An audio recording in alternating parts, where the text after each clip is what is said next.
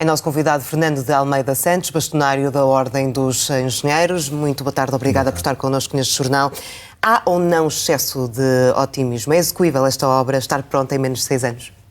Ora bem, há algum excesso de otimismo, de facto, porque nós temos alguns prazos parcelares que até chegar à obra.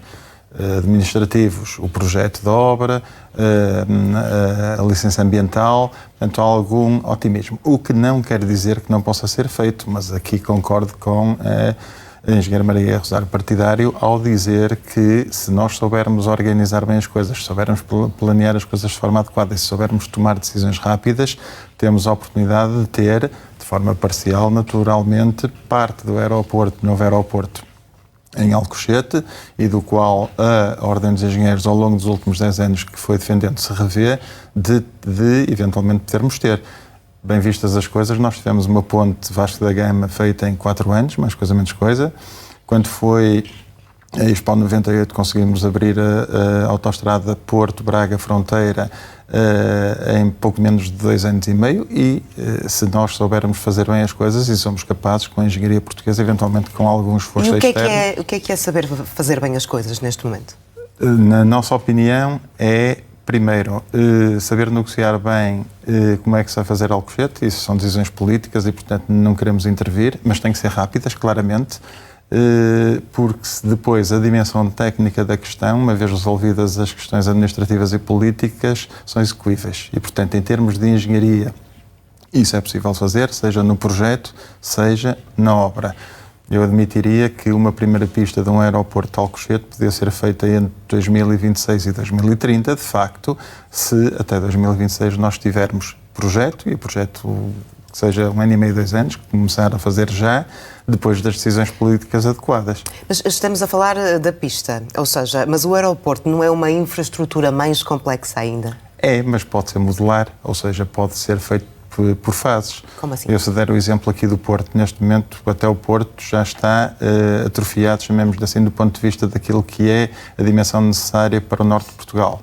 E se nós precisarmos de expandir o Porto, nós vamos expandir o aeroporto do Porto sem prejuízo daquilo que é, neste momento, a operação que existe no aeroporto. Da mesma maneira que se nós tivermos uma primeira fase de Alcochete, podemos ter obras numa segunda fase de Alcochete, expandindo até 2004 ou 2036, mas já tendo uma primeira fase com uma primeira pista e com uma primeira gara preparada para isso. Isso é factível desde que seja bem planeado. Qual é o maior desafio, no seu entender, na sua opinião? É o imediato. Já falou em alguns? O maior desafio para nós é claramente o imediato, é a decisão política, ou seja, a primeira... Você já está a falar do planeamento? Já estou a falar do planeamento, mas também da negociação com a ANA, naturalmente, porque é parte na equação. E, portanto, tem uma dimensão política que nos ultrapassa. Mas, falando só em prazos, se isso for resolvido nos próximos 6 meses, é perfeitamente possível termos a ambição de termos uma primeira fase em 2030. Isso estamos a falar do ponto de vista da possibilidade técnica de se fazer. Se a razão pela qual queremos essa primeira fase em 2030 é o Mundial de 2030, isso aí, como cidadão, já digo que não é essencial, porque nós somos uma terceira parte, não somos 1/3 do Mundial dentro de uma organização tripartida e, portanto, estar a fazer um esforço técnico que vai ter alguns sobrecustos para conseguirmos ter isto em 2030, só para ter 2 cidades servidas em Portugal comparativamente a imensas cidades em Espanha, 10, se não me engano, e 3 em Marrocos, aí eu tenho dúvidas se o desafio da antecipação é assim tão urgente quanto isso. Agora que somos capazes de fazer, somos. Com o anúncio deste prazo, não deveria vir também, já que estamos a falar numa fase de encurtar o prazo de uma obra que não deixa de ser complexa, pode-se fazer módulos, como explicou, mas não deixa de ser complexa, certo?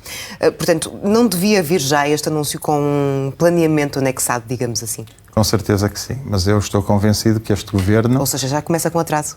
Não acho, porque este governo foi o governo que prometeu que tomava a decisão da localização do aeroporto num determinado prazo e em pouco mais de 6 semanas fê-lo, juntamente com outros investimentos para Portugal. Não anunciou só o aeroporto, anunciou a alta velocidade que já estava para o norte de Portugal, mais a complementaridade ao aeroporto, a terceira travessia do Tejo e depois a ligação a Madrid. E, portanto, a primeira grande questão era a decisão política. Está feita. A segunda é a negociação com a ANA e a forma como se projeta isto. Portanto, é uma segunda decisão política. Esta segunda decisão política de definir os prazos, de impor o planeamento e a forma como se aborda este investimento em Portugal tem que ser célere. Se não for célere, nós não conseguiremos fazer até 2030. O Governo nunca anunciou que faria o aeroporto até 2030. Isto é uma peça à parte da engenharia partidário, mas se o Governo o quiser fazer, nós, a Ordem dos Engenheiros, sabemos que do ponto de vista técnico é possível.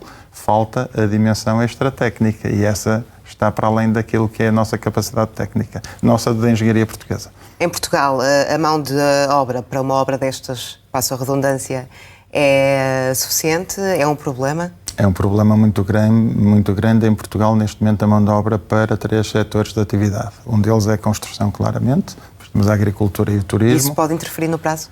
Pode interferir no prazo, precisamente por isso, e é que o planeamento é extremamente importante e a política de imigração em Portugal é extremamente estruturante para estes grandes desafios que nós temos de investimento em Portugal.